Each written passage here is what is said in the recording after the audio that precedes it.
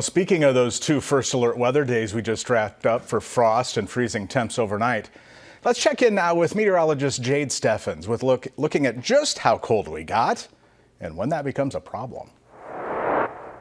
Over the past 2 mornings, Omaha has experienced its coldest temperatures so far this season.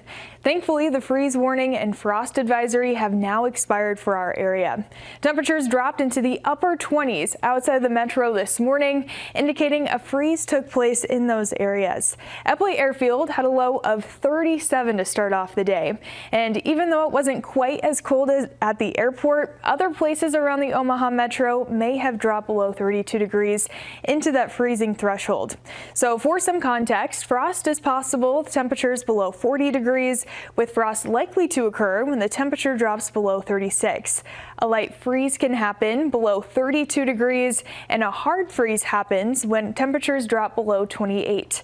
And yesterday morning was pretty cold too. Eppley recorded a low of 35 degrees, with surrounding towns recording temperatures as low as 27 degrees. Luckily, Omaha is done with frosty or freezing mornings for at least a few days, with low temperatures returning into the low 50s over the weekend. And our next chance for seeing a frost or freeze is next Thursday morning.